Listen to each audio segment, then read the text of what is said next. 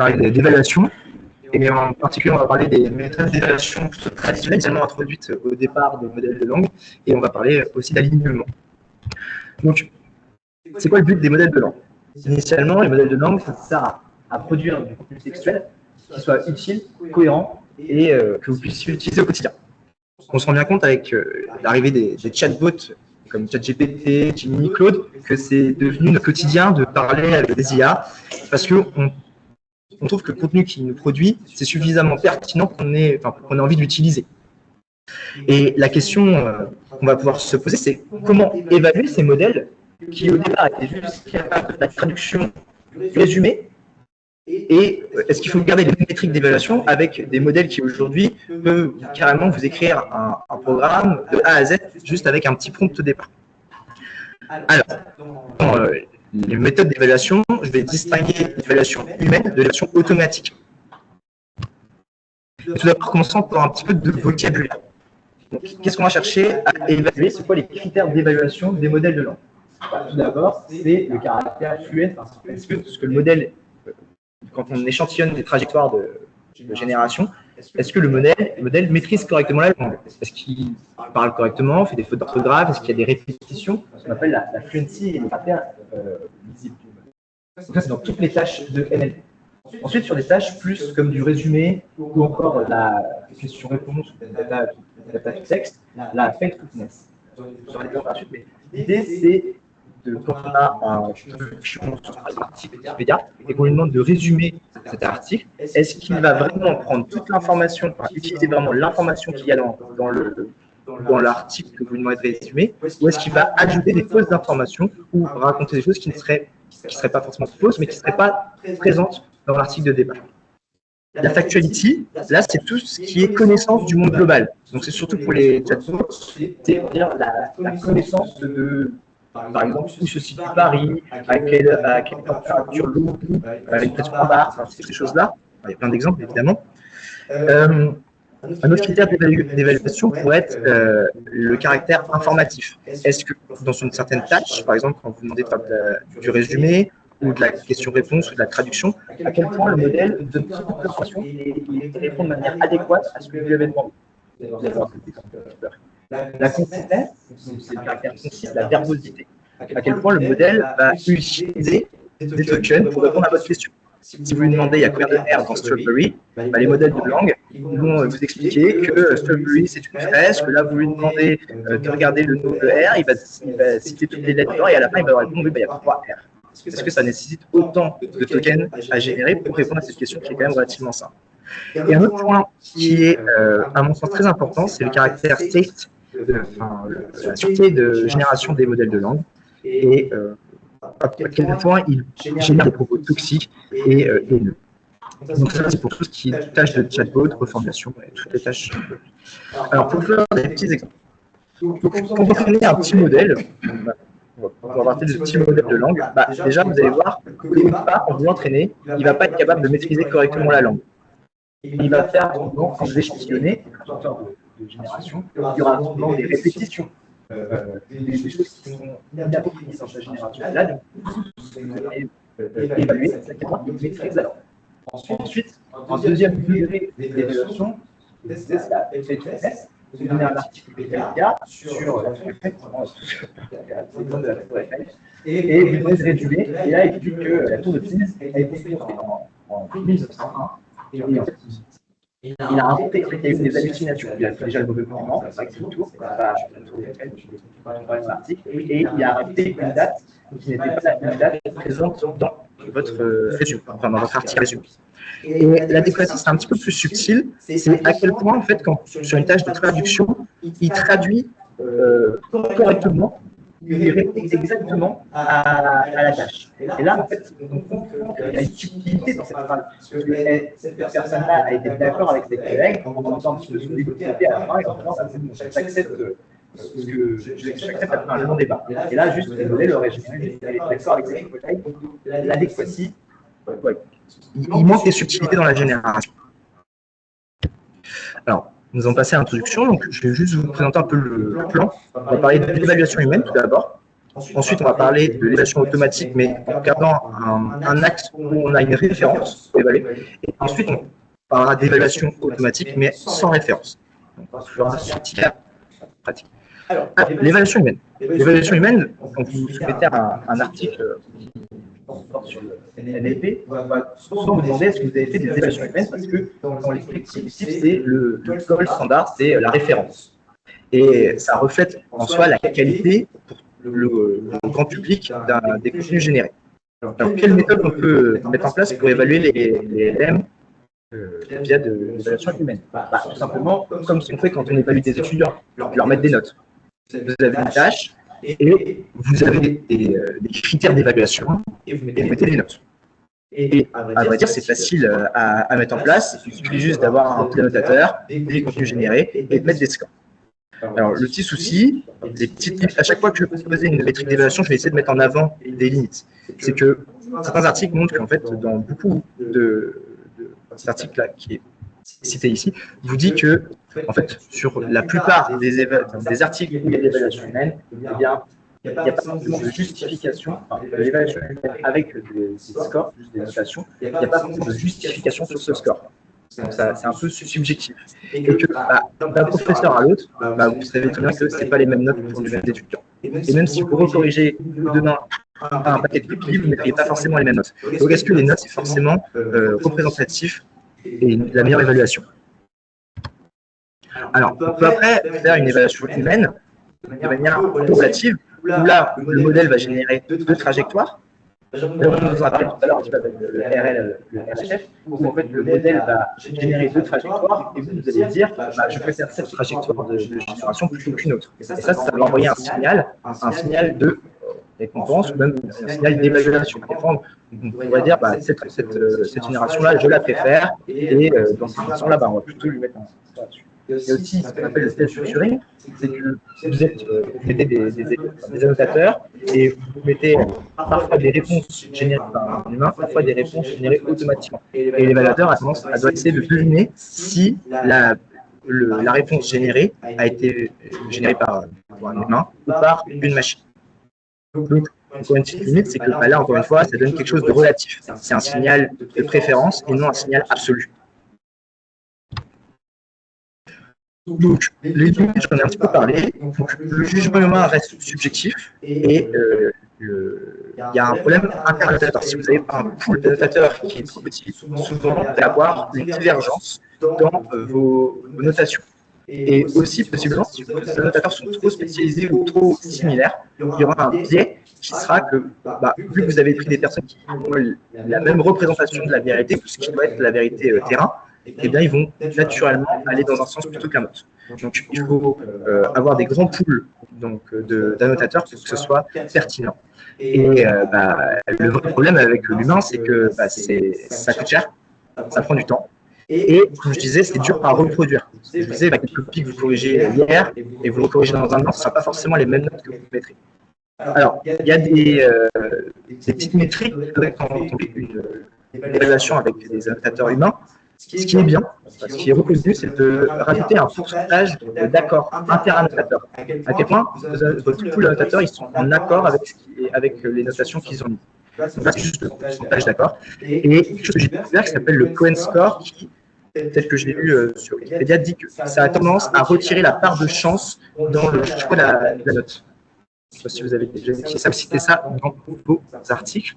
En tout cas, juste cet article ALD de 2019 stipule que seulement 18% des 135 articles qu'il a échantillonnés pour, je crois que c'est une conférence ACL où il y a eu des évaluations, seulement 18% en fait, de ces papiers remontaient des pourcentages d'accord sur des évaluations humaines. Donc, si vous faites des évaluations humaines, il faut de rajouter en même temps le pourcentage d'accord sur vos annotateurs. Donc, on passe maintenant sur la partie évaluation automatique.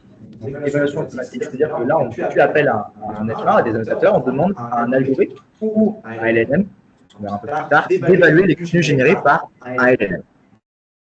Et aussi la référence valide, c'est-à-dire que vous avez une tâche et vous avez la référence en face, c'est-à-dire qu'est-ce qui serait vraiment attendu. Par exemple, sur une tâche de résumé, vous avez l'article, le gold, le résumé de référence, et vous avez en face le résumé généré par le modèle. Alors initialement, les premières métriques présentées, c'était des métriques sur de la similarité textuelle au niveau de la string. À quel point il y a des recouvrements textuels entre le contenu généré par le modèle et le contenu gold généré par un être humain. Alors, il y a une multitude. Je vous ai cité les plus communs, donc le bleu, le rouge, le météore, qui sont en fait globalement tout à fait sur la LND, ce sont des F1 scores ou des recalls avec une pondération possiblement avec des poids sur certains tokens, des poids par exemple TF-IDF, des choses comme ça pour pondérer les moyennes ou les F1 scores. Et la métrique météore qui, elle, prend aussi en compte les mots qui seraient symétriques les uns avec les autres. Donc là, c'est la métrique mathématique sur les n-grammes. Et vous avez une distance, d'une distance entre les strings, vous pouvez en déduire un score. Et par exemple, vous avez la distance d'édition, plus connue sous le nom de distance de Levenshtein, qui initialement a été introduite pour vérifier s'il y avait des orthographes dans un texte. Et là, c'est l'idée de combien d'opérations je dois faire pour passer d'une chaîne de caractères à une autre. Donc, pourquoi ces métriques ont été utilisées? Parce que déjà, elles sont faciles à mettre en place, elles sont peu coûteuses et elles ont, par nature, c'était les premières métriques qui ont été introduites.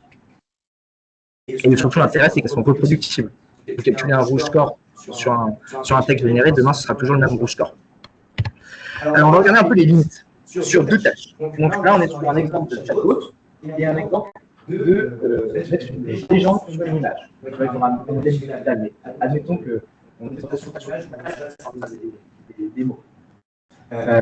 Donc là, vous allez proposer dans la page de chatbot, vous allez demander, est-ce qu'on n'irait pas, qu'est-ce qu'on pourrait faire, qu'est-ce que tu veux faire ce soir? Le speaker B lui dit, pourquoi pas on pourrait aller voir un film. Et la vraie réponse serait non, je n'aime pas du tout ça, faisons quelque chose de plus actif. Et une réponse du modèle, c'est oui, bien sûr, allons voir un film, je connais un film sur l'histoire de Turing qui est génial. Et là, si on compare les rouges scores et les bleus scores, ils sont égaux à 0. Pour autant, ces deux réponses, la réponse du modèle était quand même pertinente. Et il répondait bien à la tâche. Un autre exemple, c'est vous voulez décrire cet homme qui fait du canoë-kayak, et dans une description, vous dites que c'est un homme qui porte un gilet de sauvetage et qui est sur un canoë-kayak, et là, dans cette description, celle qui est générée par le modèle, vous dites que c'est un gars qui porte un gilet de sauvetage aussi, mais il est dans une life vest, à peu près la même chose, sur un petit bateau sur un lac. Ce qui est, pour moi, en termes de concept, relativement proche. Et pourtant, vous obtenez des scores bleus et rouges pas très forts. Donc, c'est pas pertinent pour capter les interactions sémantiques et syntaxiques entre deux contenus. Et beaucoup d'études ont montré en fait qu'il y avait, sur des tâches classiques comme du résumé, de la question-réponse, il n'y avait pas toujours une grande corrélation entre l'évaluation humaine et ces scores-là. On va dire que c'était une bonne base pour avoir au jour le jour, voir l'évolution des modèles de langue.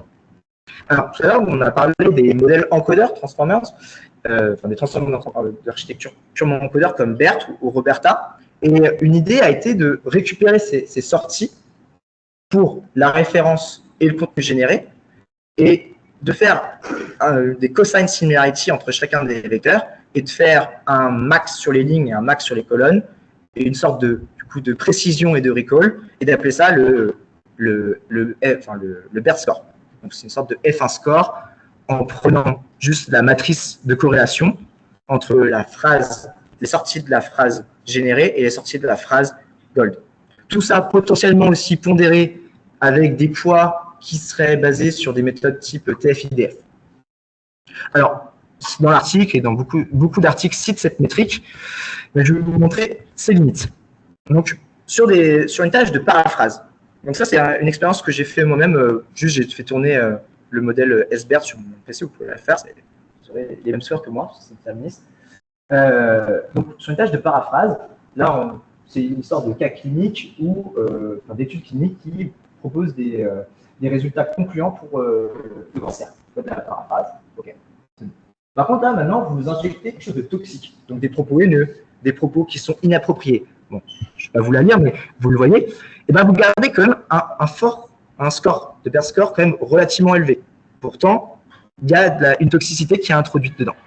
Et alors, cet exemple vraiment flagrant, c'est qu'il suffit juste de changer un mot et ça change complètement le sens de la phrase. On dit que l'étude a des effets plutôt positifs et on met juste des astuces, c'est-à-dire qu'on dit qu'en fait l'étude elle est catastrophique. Et vous obtenez un Bear score qui est encore plus haut que ce qu'on avait avec une phrase qui était considérée comme une paraphrase. Donc les limites de cette métrique, c'est le threshold, donc à quel point il faut couper, c'est-à-dire à partir de quel seuil on peut dire que le Bear score, ça correspond à une phrase générée valide. Donc il n'y a pas de valeur universelle. C'est à peu près, dans notre cas là, c'est aveugle sur la toxicité et potentiellement ça ne détecte pas les erreurs de Fightfulness. Alors, maintenant on va passer sur des modèles beaucoup plus gros, qu'on va dire promptable, instruct, où là c'est des modèles qui ont été entraînés pour répondre à des tâches et qui sont, on peut leur donner des instructions et ils sont capables de respecter certaines instructions. Comme tous les modèles qu'on utilise un peu aujourd'hui, des GEMA par exemple, un GEMA 3, c'est un modèle instruct. Les Llama, vous avez des versions instruct où là vous pouvez prompter et rajouter des commandes à votre modèle. Et donc là on est sur des modèles quand même beaucoup plus gros. Et il y a eu tout un panel de benchmarks, de datasets très spécialisés, où il y a des tâches très concrètes, et on va leur demander de faire certaines choses, et on va évaluer à quel point ils ont été bons pour effectuer cette tâche-là. Je vais vous donner des exemples par la suite. Ça peut être des tâches de maths, des tâches, par exemple, de code, des tâches juste de réponse à du questioning des agents, des opérateurs, par exemple, téléphoniques, des choses comme ça. Et là, vous avez le leaderboard qui est issu d'un site qui est très intéressant pour voir l'évolution, c'est Artificial Analysis, qui vous permet de voir un peu l'évolution de ces modèles de manière publique. Alors, le premier dataset que je vais vous présenter, c'est IF-Eval ou IF-Benchmark. Donc, ce dataset, c'est des centaines d'instructions où en fait, on ne s'intéresse pas vraiment à ce que le modèle va générer, mais plutôt comment il va générer. C'est-à-dire, par exemple, génère-moi une histoire à propos de Lionel Messi, mais par contre, mets-le au format JSON. Et ce que vous allez checker après, c'est est-ce que le modèle a bien respecté cette règle. On s'en fiche, enfin on s'en fiche. On va vérifier s'il parle vraiment de Lionel Messi. Par exemple, le fait de respecter pas plus de 20 mots, 20 phrases. Il doit inclure le mot convergence. Sa réponse doit être en français. Il rajoute parfois plusieurs contraintes sur le format, la langue.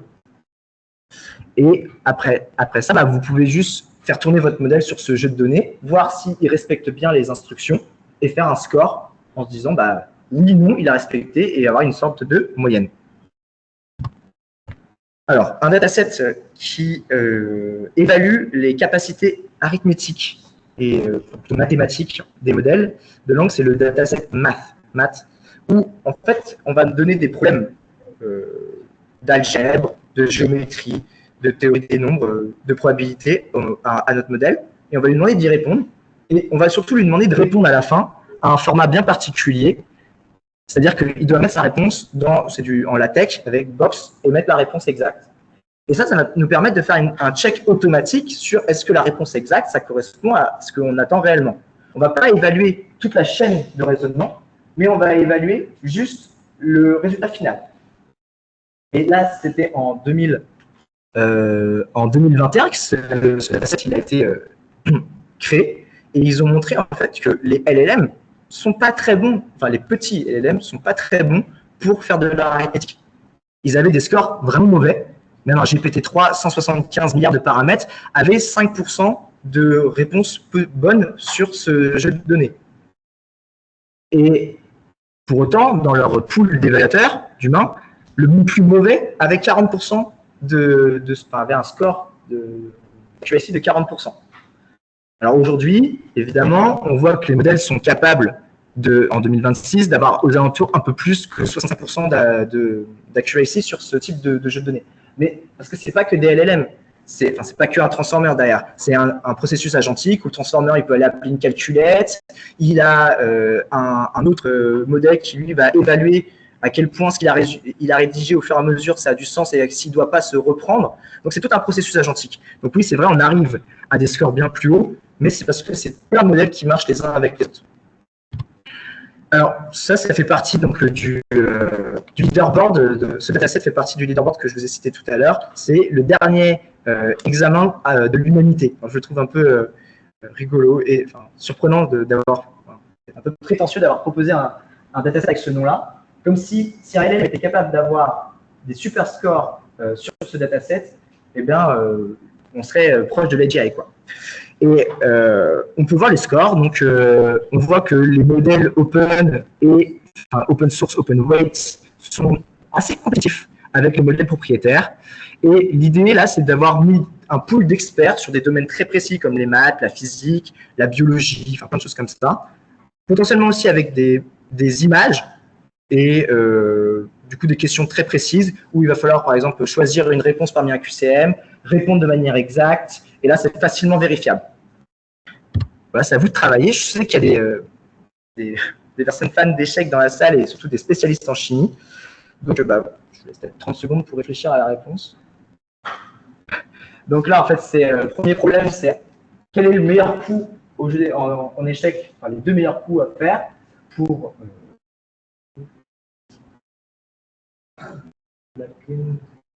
mettre maths en deux coups.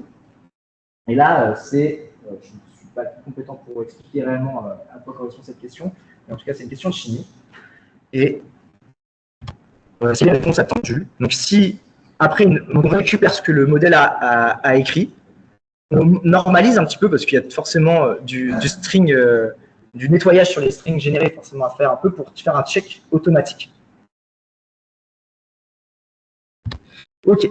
Alors là, donc, dans notre cas précédent, on était avec des références. C'est-à-dire qu'on avait des datasets où on avait des instructions et on avait une attente avec un contenu généré par un humain et on savait que c'était notre référence.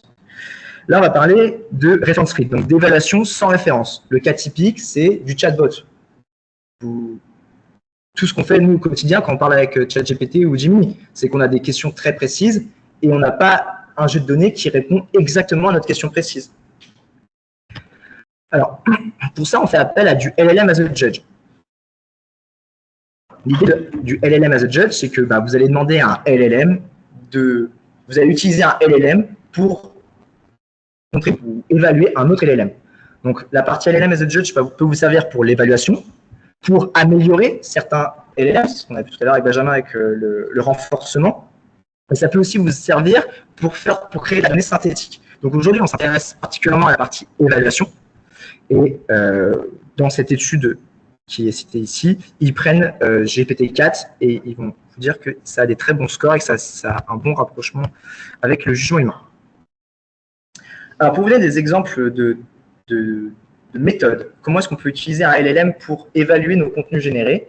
Déjà, c'est faire le choix. Dire vous avez deux trajectoires de réponse et vous demandez à un LLM qui est assez généraliste et qui comprend votre tâche, de dire laquelle des deux réponses générées il préfère. Vous pouvez aussi reprendre la même idée du scoring, c'est-à-dire que vous demandez à un LLM de mettre une note, c'est lui qui joue le rôle du professeur. Et cette métrique que j'ai trouvée assez intéressante, que j'ai moi-même utilisée pour mes propres études, c'est Find sur Eval, c'est pour de la tâche de résumé. Donc vous demandez à votre LLM d'évaluer votre résumé généré en lui donnant l'article, le résumé généré, et son but, ça va être de fournir à la fin un format JSON où il va devoir répéter la phrase, chacune des phrases de votre résumé généré, et l'associer à une erreur. Possiblement une erreur 0 qui serait pas d'erreur, mais une erreur de contexte, une erreur grammaticale dans la phrase, une erreur de faithfulness. C'est assez intéressant. On parle maintenant sur le principe de Chatbot Arena. Alors là, vous prenez un pool de LLM et vous les faites se battre. Alors, se battre, c'est un grand mot, mais vous les faites s'interroger les uns avec les autres et vous leur demandez qui a la meilleure réponse par rapport à d'autres LLM qui ont proposé des réponses similaires pour une même tâche. Donc, vous avez un jeu de données qui s'appelle Empty Bench qui recense plein de tâches, plein de questions, des questions type chatbot, et vous avez à chaque fois 2 LLM qui proposent une réponse.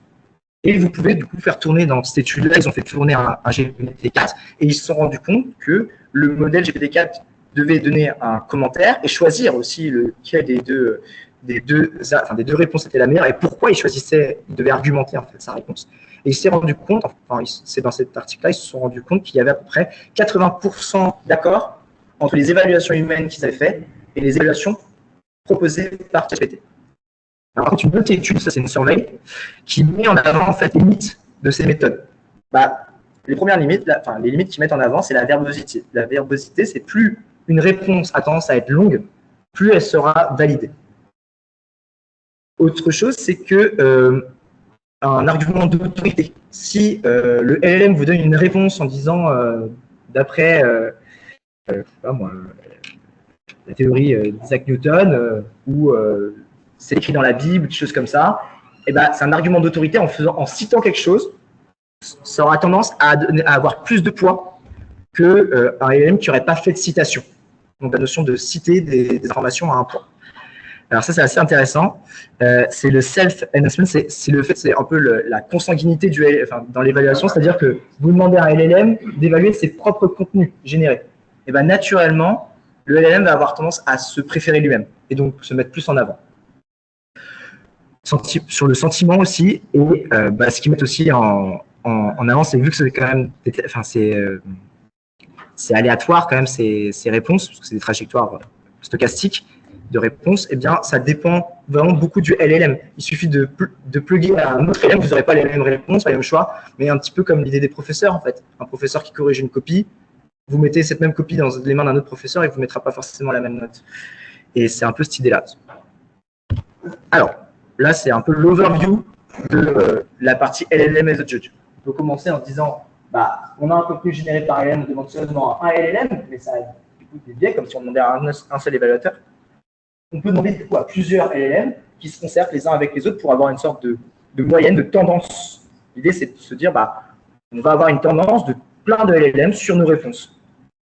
Et l'idée, la solution pour évaluer et qui me semble la plus vertueuse, c'est de faire une collaboration entre de l'évaluation humaine et de l'évaluation avec du coup, des LLM. Il y a une collaboration, quitte même à